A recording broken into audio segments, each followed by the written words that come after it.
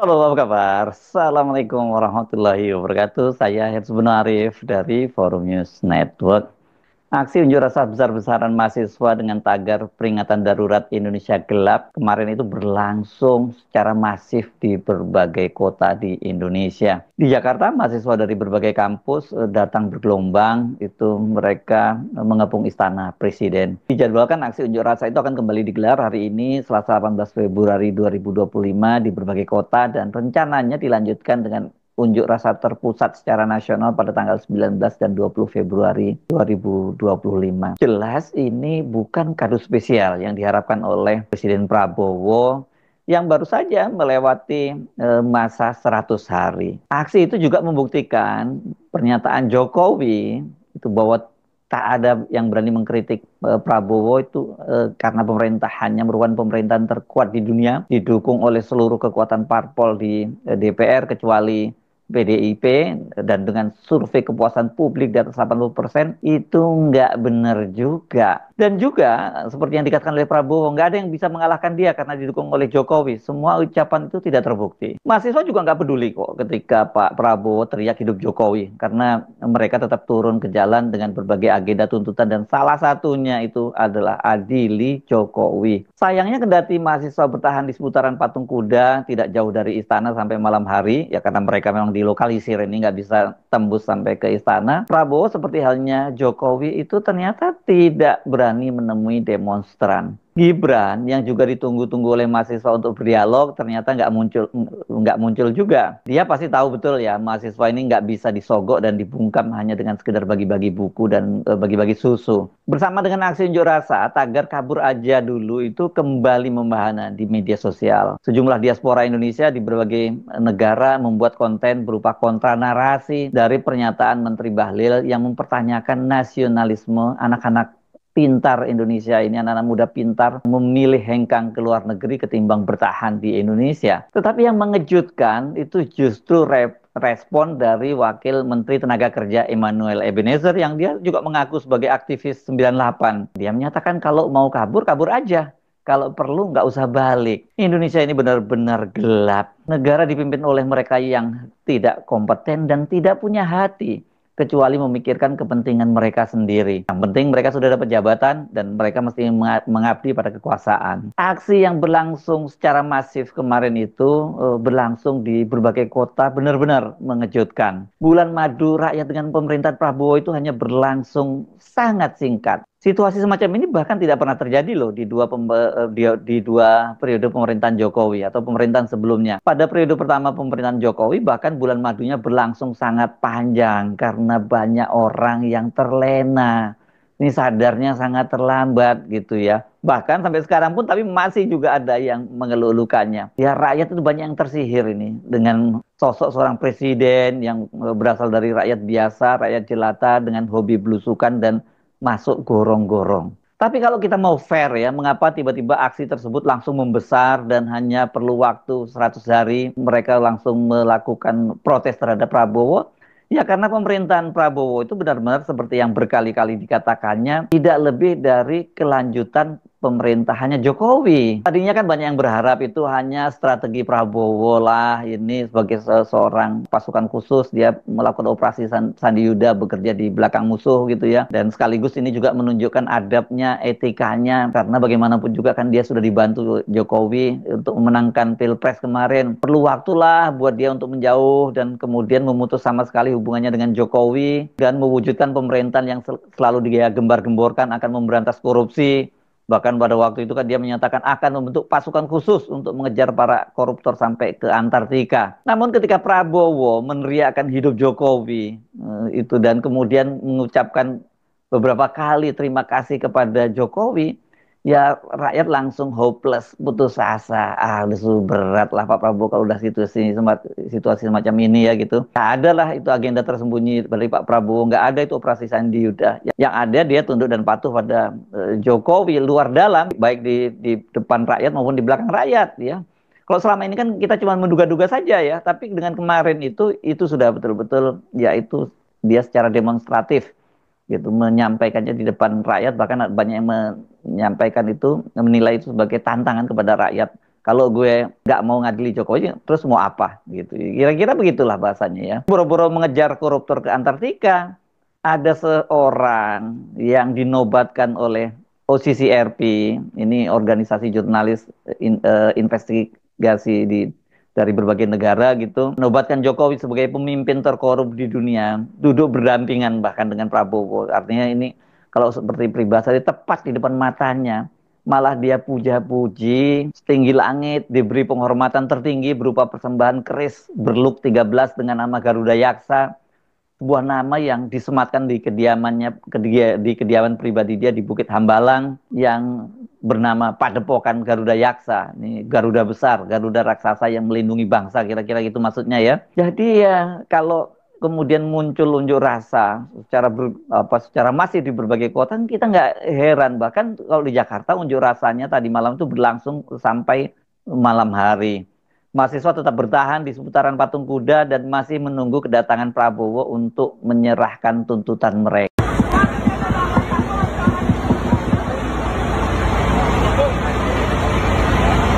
Hidup mahasiswa! Hidup rakyat Indonesia! Hidup perempuan yang melawan! Hidup perempuan yang melawan! Terima kasih kawan-kawan, ini adalah kita, ini adalah satu kelompok masyarakat sipil. Kita tidak lagi menggunakan malam. Video-video itu bertebaran di media sosial dan kemudian komentar-komentarnya dari para netizen ini yang sangat menarik ini. Akun Sekar Langit 585, @sekarlangit 585. Dia mencuit begini, sesekali dengarkan suara rakyat, jangan cuma bisikan si finalis terkorup dunia aja yang didengerin. Tapi kemudian juga ada yang membalasnya misalnya nggak berani dia, gurunya Mulyono aja nggak berani, selalu kabur kalau ada demo. Jadi kemudian basi, ini pernyataan dari anak Baju, @Baju Darmansah. Basi pernyataan Prabowo dia siap mati demi rakyat, palsu hanya omon-omon. Dan ada juga ini akun Komisaris Utama @Jaka Samudra 123. Kata Jokowi nggak ada yang berani melawan Prabowo. Ini masih ditunggu kapan bisa dialog. Ini berarti kelihatannya dari mahasiswa ya yang memang mereka bertahan di depan Patung Kuda itu untuk menunggu kehadiran dari Prabowo. Nah, ada juga ini akun Panda @CVLmara 3355. Tiga kali ya, triple 355. Wo, keluarlah hadapi para pendemo, kok mendem sama menteri-menterimu itu. Dan ini justru mereply cuitan dari @Prabowo. Jadi kalau Pak Prabowo sempat misalnya membaca cuitan-cuitan netizen itu, pasti dia juga akan terganggu lah ya secara psikologinya. Tapi untungnya Pak Prabowo ini kan dipastikan dia nggak akan aktif di media sosial. Megang handphone pun tidak, yang katanya megang handphone kemana-mana itu Mayor Teddy. Jadi ya yang disampaikan ke Pak Prabowo ya apa yang sudah diseleksi dan dianggap penting oleh Mayor Teddy. Jadi dijamin ini nggak akan sampai ke Pak Prabowo, tapi orang-orangnya Pak Prabowo pasti tahu. Yang panas itu pasti orang-orangnya Pak Prabowo ya, yang membaca cuitan ini. Selain mention akun Prabowo dan mendesaknya menemui para mahasiswa, itu netizen juga menantang Gibran untuk menemui mahasiswa mewakili Prabowo. Ada akun terbaik ndasmu, @pribadi dibales, pribadi bales. Ini kelihatannya kalau nama akunnya mungkin akun baru ini ya. Karena ini memang belum terlalu banyak ininya dia postnya itu, tapi view-nya juga lumayan banyak ini. Dia juga mereply Pak Prabowo, akhir-akhir ini banyak demo mahasiswa, saya mohon dengan hormat agar Bapak menugaskan Gibran sebagai wakil Bapak menemui para pendemo sesekali tes ombak. Bukankah Gibran selama ini hobi belusukan? Nah, ini masih agak sopan ini ya. Ini dibalas oleh Engkong Udin ini ya. Justru mereply pribadi balas tadi dan Prabowo. Ya, si Gibran tweet. Ini Gibran_tweet. Artinya ini mention Gibran. Dan kalau Gibran ini peluangnya pasti bisa dibaca, dia karena aktif di media sosial. Bisa kencing berdiri, kata dia dengan emotikon orang tertawa terguling-guling gitu ya. Kemudian ada juga yang mereply lagi, Beseti kamu, @eoni 2811, dia menyatakan begini, iya apalagi kan anak lapangan begitu kan si Gibran. Ada juga kemudian banyak ini cuitan-cuitan yang lain, tapi ada juga satu cuitan dari Susu Sasa. Ini plesetan dari Pupu Papa saya kira ya, @herwatu itu. Dia mereply juga Pak Prabowo, kemudian dia menyatakan ada salam dari adik-adik mahasiswa Pak. Ini sambil menautkan foto dari mahasiswa yang sedang berunjuk rasa. Dan kemudian ada yang masih berharap, ini kelihatannya ke Pak Prabowo, @Gunawan. Ini @Guna 65313981. Dia mereply Pak Prabowo, ayolah Pak, urus Indonesia dengan benar. Hentikan hidup Jokowi yang ada, hidup mahasiswa, hidup rakyat. Jadi banyak sekali ini komentar-komentar yang dari netizen juga yang menantang ini Pak Prabowo untuk datang. Kalau Pak Prabowo nggak datang, ya Gibran. Tapi ternyata kan sampai tadi malam sampai mereka bubar, tidak ada satupun pejabat yang nongol gitu, termasuk juga dari kantor komunikasi presiden misalnya, juga tidak ada yang muncul. Nah, di tengah situasi yang memanas itulah sore harinya beredar potongan berita di Kompas dengan judul soal tagar kabur aja dulu, Wamenaker kabur sajalah, kalau perlu jangan balik lagi. Waduh, ini ngeri banget ya tulisan seperti ini ya, judul seperti ini. Coba apakah memang antara judul dengan isi beritanya itu sama? Saya bacakan ini, saya baca dari Kompas. Wakil Menteri Ketenagakerjaan Wamenaker Immanuel Ebenezer enggan ambil pusing soal tagar kabur aja dulu di media sosial yang mendorong warga negara Indonesia untuk bekerja di luar negeri. Noel, sapaan akrabnya, justru mempersilahkan WNI yang ingin berkarir di luar negeri untuk tidak perlu kembali ke Indonesia. Mau kabur, kabur sajalah. Kalau perlu jangan balik lagi. Hihihihi gitu. Wah, ini berarti benar dong ya. Noel ini menyatakannya di kantor Kementerian Desa dan Pembangunan Daerah Tertinggal di Jakarta Senin kemarin. Jadi dia sambil tertawa ngomonginnya ini ya. Jadi nggak anggap ini soal serius ya. Dan dia menekankan bahwa Kementerian Ketenagakerjaan tidak memedulikan tagar atau seruan itu. Hashtag nggak apa-apa lah. Masa hashtag kita peduliin, ujar Noel. Nah, berbeda dengan Noel, ini justru Menteri Tenaga Kerjanya Pak Yasirli ini lebih simpatik ya. Dia meresponnya berkaitan dengan tagar kabur aja dulu. Kata dia itu merupakan tantangan bagi pemerintah untuk menciptakan pekerjaan yang lebih baik bagi warga negara Indonesia. Saya kira ini benar dong ya. Kalau ada pekerjaan lebih baik, ngapain mesti pergi ke luar negeri? Ya lebih enak di Indonesia. Dia dekat dengan tanah saudara, handai tolan dan sebagainya. Dan kemudian kulturnya kita juga sudah terbiasa. Tapi soal kelas 2-nya, warga kelas 2-nya seperti yang dikatakan oleh Pak Luhut ya sama. Di Indonesia kalau pekerja ya jadi bukan hanya kelas 2, mungkin kelas 3 ya. Karena di Indonesia yang jadi kelas pertama itu tentu saja pejabat dan juga pengusaha. Tadinya mungkin pejabat yang paling tinggi, kemudian pengusaha di bawahnya. Kalau sekarang kita bingung, karena banyak sekali yang pengusaha yang jadi pejabat. Nah, kalau Pak Yasirli, Menteri Tenaga Kerja menyatakan, ini tantangan buat kita kalau memang itu adalah terkait dengan aspirasi mereka. Ayo pemerintah create better jobs. Itu yang kemudian menjadi catatan kami dan concern kami. Itu dikatakan oleh Yasirli di Kompleks Istana Kepresidenan kemarin juga itu. Yasirli tidak memungkiri bahwa kesempatan bagi BNI untuk bekerja di luar negeri memang lebih terbuka. Mestinya gitu dong ya pernyataan ya, sudah nggak mampu menciptakan lapangan pekerjaan tapi malah ngusir-ngusir orang pergi, dan kemudian bahkan ada yang menilai itu nggak nasionalis gitu ya. Pernyataan Noel itu mengundang komentar dari netizen. Bahkan ini bukan netizen biasa, karena saya membaca ini termasuk yang mencuit ini adalah mantan Menteri Agama Lukman Hakim Saifuddin. Kalau begini tanggapan pejabat berwenang di negeri ini atas tagar kabur aja dulu, ya semakin menambah rasa putus asa pada Gen Z kita yang potensial itu. Dan ini kemudian cuitan ini wah ramai sekali, banyak sekali yang kemudian mendapat respon. Misalnya ada Abdul, dia menyatakan begini, Abdul ini @muiz_sidik. Menterinya tanggapannya udah bener, wamennya yang gendeng kalau tanggapannya gitu.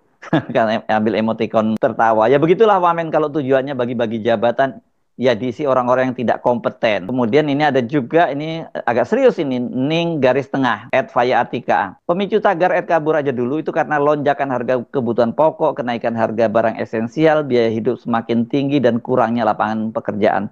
Tanggapan Wamen Tenaga Kerja betul-betul membagongkan. Kemudian juga di-reply oleh akun Durian. Ini sudah centang biru loh, @durian_. Hawong ada yang wafat gara-gara LPG 3 kg aja pejabatnya kakak kekek. Ya Noel, junjunganmu bicara demi rakyat untuk rakyat, ternyata cuma omon-omon, yang penting kuasa. Kemudian ada Rizal_Isroni, @Hans_Prayoga 70. Ketum Jokowi mania asal jeplak statementnya. Aku sebagai bagian dari BMI sangat muak lihat orang ini. pengidap kleptomania KD Wamenya gini. Ini apa maksudnya KD? Saya nggak ngerti ini. BMI itu apa ya? Migran Indonesia saya tahunya. Badan Migran Indonesia atau apa namanya. Tapi yang jelas ini pokoknya menyebutkan BMI. Kemudian ini ada anak Abah, bukan anak Abah ya. Ed Mulyadi _ Mart. Tanggapan pejabat kayak preman warung kaki lima. Pak Presiden Ed Prabowo yang terhormat pilih pembantu yang bijaksana. Ya memang pernyataan Noel yang sangat tidak simpatik itu jauh lebih parah ya dibandingkan dengan pernyataan Bahlil sebelumnya. Kalau dalam bahasa Betawi ini apa yang disampaikan oleh Noel ini nyolot gitu ya. Balasan pernyataan seseorang dengan nada tinggi dan ngajak berantem. Menteri Bahlil sebelumnya menyatakan mereka yang memilih kabur ke luar negeri itu sebagai tindakan yang tidak nasionalis kata dia. Di media beredar respon dari diaspora Indonesia dari berbagai negara. Salah satunya yang sangat viral itu dari seorang pekerja migran di Jepang yang dia unggah di TikTok. Namun video yang sudah ditonton sampai lebih dari 3 juta viewer itu di take down oleh TikTok dengan alasan melanggar guideline dari akun media sosial asal Cina itu. Banyak yang curiga ini atas permintaan pemerintah ini. Kalau kayak itu kemenangannya di Komdiji ini ya. Namun video itu sudah menyebar ke berbagai platform media lainnya termasuk di X dan juga ditayangkan di sebuah stasiun televisi. Selain itu kan juga ada yang dibuat kemudian konten-konten baru lagi di YouTube dan sebagainya. Jadi di era sekarang nggak ada gunanya lagi itu ya itu membungkam melalui takedown karena terlalu banyak tersedia platform media sosial. Selain video itu juga ada beberapa video yang sekarang menyebar luas di media sosial. Salah satunya adalah ini saya melihat di akun X ini seorang diaspora Indonesia di Jerman yang dia katanya sudah sukses di Jerman ini. Beruntung banget bisa kabur dari Indonesia apalagi setelah ngeliat video ini. Nah kalau teman-teman berpikir untuk pindah ke luar negeri apa, saya malah meragukan nasionalisme kalian. Jadi kalau saya tinggal di Jerman, artinya saya nggak cinta Indonesia. Tapi setiap hari saya selalu bikin konten edukasi untuk para orang tua dan guru di Indonesia. Apa mahasiswa Indonesia LPDP yang dikirim ke luar negeri dan balik-balik bawa ilmu, apa mereka juga nggak nasionalis? Nasionalisme itu bukan soal kita tinggal di mana, Pak. Tapi apa yang kita lakukan untuk bangsanya dimanapun kita berada. Bahkan karena saya sukses di Jerman, saya bisa membuka lapangan kerja untuk masyarakat di Indonesia. Bapak emang udah bisa ngasih makan rakyat atau malah Bapak makan uang mereka? Sebenarnya yang harus kita ragukan itu bukan rasa nasionalismenya, tapi karena sistem yang membuat kita pengen pergi. Udah, kabur aja dulu ke Jerman. Di sini kamu nggak akan kelaparan dan kesejahteraan pasti terjamin. Ada juga sebuah video yang tidak jelas diketahui di negara mana, tetapi analoginya ini dia memilih kabur dari Indonesia karena katanya nahkoda dan awak kapalnya nggak bisa dipercaya. Ya kan memang banyak yang menganalogikan negara itu seperti sebuah kapal gitu, ada nahkoda, ada awak kapal, ada penumpangnya, dan rakyat Indonesia itu adalah penumpang.